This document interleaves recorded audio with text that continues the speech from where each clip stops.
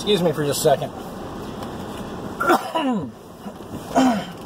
I should have probably waited to start this, but I'm not going to restart it.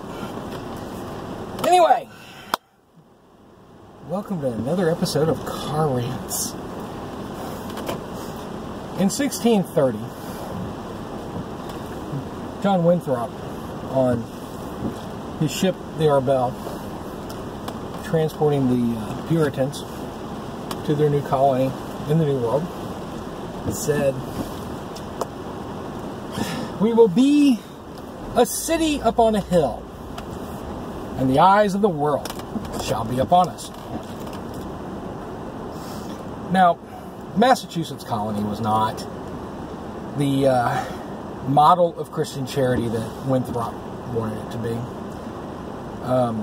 If only just because the Puritans didn't actually come to the New World under the guise of freedom of religion, as is often taught in American schools. They came for freedom to worship their religion to the exclusion of all others. And that doesn't change the fact that the ideal that Winthrop expressed, the idea that we should be the city upon the hill, that the entire world looks to be like, to emulate, that doesn't change the fact that that is a good plan.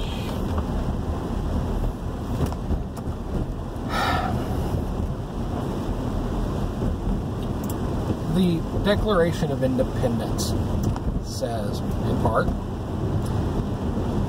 "We hold these truths to be self-evident, that all men are created equal,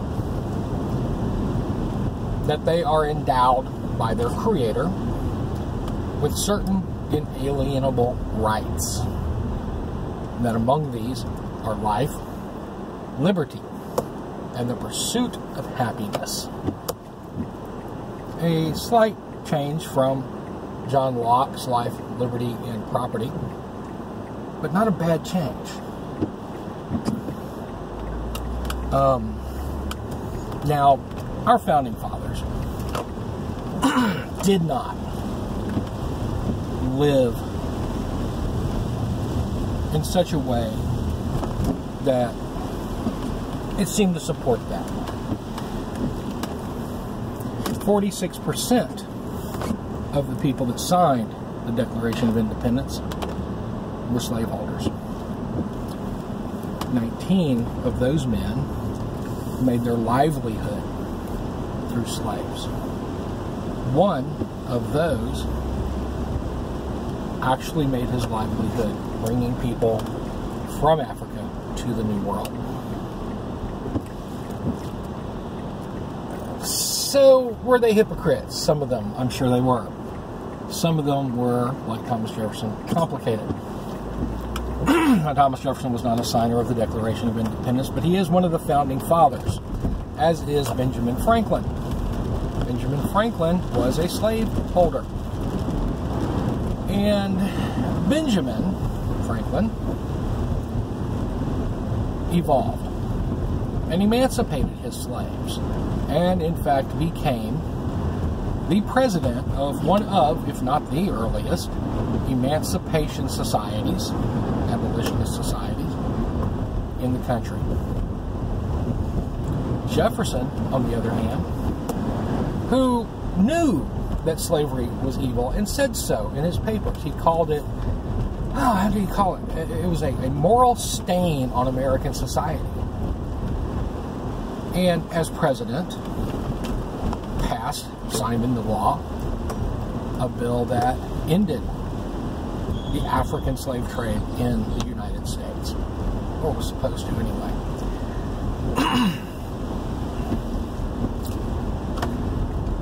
But at the same time, in his life, he only emancipated 2 people. So there's a conundrum here, isn't there? We have these ideals that we claim we want to live up to. We have this standard that we claim America exists to support. But time and again, we go against it. Andrew Jackson signed the Indian Relocation Act, resulting in 4,000 to 8,000 deaths of Native Americans. We don't even know how many. This is a range. So, Native Americans forced at gunpoint by the U.S. Army to march across the country in the dead of winter. How is that in any way respectful of people's rights? Now, I don't want to get into anachronistic thinking here, but they are still examples of people who know the difference between freedom and liberty and oppression. But it's not just our antebellum ancestors who are guilty of this. Woodrow Wilson, in the negotiations for the Treaty of Paris that ended World War I, in his 14 points, says that all people, including the colonial people of the European nations, must have the right to self-determination. And yet, when approached by a Vietnamese nationalist, Nguyen Ai Quoc, Nguyen the Patriot, he rebuffs him. Now, Nguyen had been fighting for Vietnamese independence from the French for most of his life. And make no mistake, the French in Indochina were monsters. There's really no other word for it. They were monsters. And so apparently this right of self-determination only applied to white Europeans. I know that may seem bombastic, but Nguyen Ai Quoc, who you may know under the name of Ho Chi Minh, returns to Vietnam and spends 8 years fighting the French in a bloody fight, and eventually kicks them out. And instead of us honoring the decision of the Vietnamese people to be independent and to vote for, in an election, Ho Chi Minh, who we considered, who studied under communism, but who our intelligence officials said would not be any sort of communist that we had ever seen before, we establish a puppet government that is corrupt. Knowing that in an election, Ho Chi Minh wins. Knowing that in a democratic election, Ho Chi Minh wins. If we had stood for our own ideals, the Vietnam War doesn't happen. But we don't. In 1953, the United States, through the CIA and British intelligence, MI5, hold a coup in the country of Iran and overthrow a democratically elected, if unfriendly, government. And then install the Shah of Iran, who is a despot, who in his 38-year reign, I believe it was 38 years, I may be wrong about that, in his 38-year reign, commits massive amounts of atrocities against people. Thousands are kidnapped and tortured, all in the name of repressing dissent against the Shah. The CIA and Israeli intelligence, the Mossad, actually help the Shah in establishing his secret police. We betray our ideals of equality, democracy, and liberty in the name of political expedience. And every time we do, we pay the price. This week, I have seen an American president and the people who work for him defend, support, deny, and prevaricate a policy that is inhumane, a policy that rips children away from their parents, infants away from their parents. It is a tactic reminiscent of Nazi Germany. And every person in the country who supports it should be utterly ashamed of themselves. As far as I'm concerned, this policy alone is an impeachable offense. That's probably not going to happen, is it? But we cannot sit by and do nothing. As to what to do, elections are coming in November. I'm not sure we can wait that long.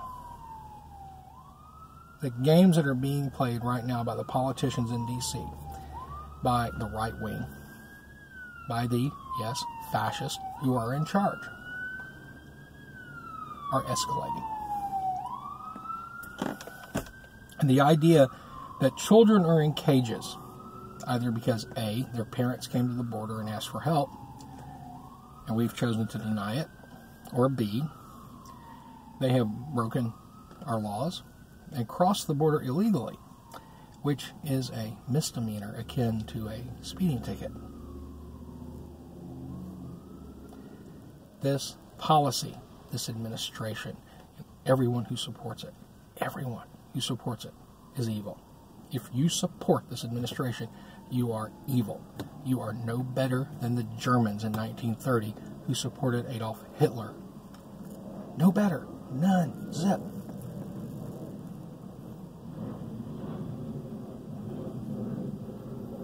I don't know what to do. I'm just a guy, you know? I will vote. Assuming they don't try to bypass elections. But we know that that system is flawed, don't we? Revolutions are not caused by big things. Revolutions are caused by small things. A British sailor takes the job of an American merchantman. And the Boston Massacre occurs.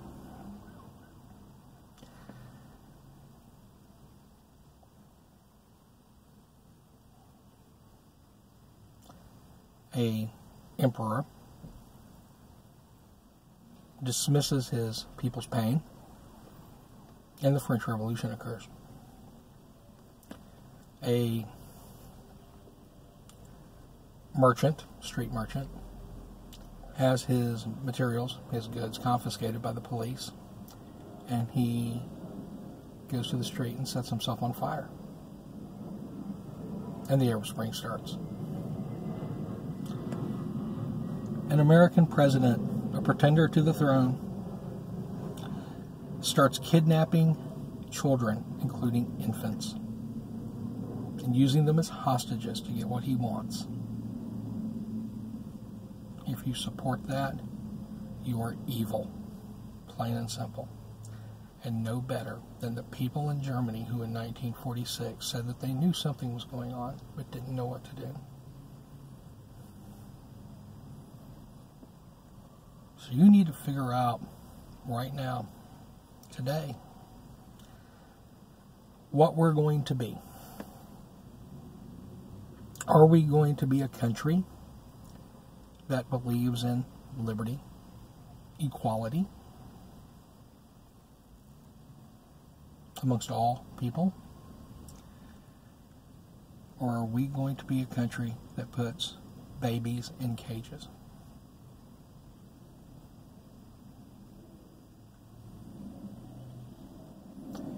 I have decided that I will form a resistance organization based on the White Rose, an organization that in Germany attempted to resist Adolf Hitler.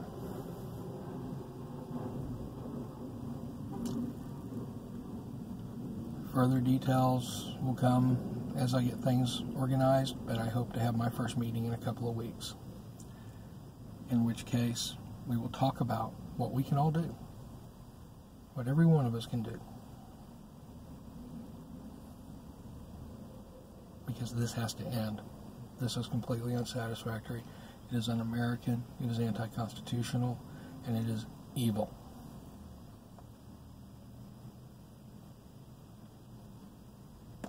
Anyway, I've got things I gotta do. And it's difficult for me to maintain my composure while all this is going on in a country that I swore to defend and did for 8 years against communists, against the Soviet Union, only to find out that we're going to put people as bad as Stalin in charge. I'm disgusted with the GOP. I'm disgusted with our politicians. I'm disgusted with the Texas senators and congresspeople. The fact that you haven't gotten off your useless asses and kicked Donald Trump in the butt and behaved like the check and balance that you're supposed to tells me that you have forsaken your oath of office and you hate the Constitution. You disgust me. And we're going to replace every single one of you.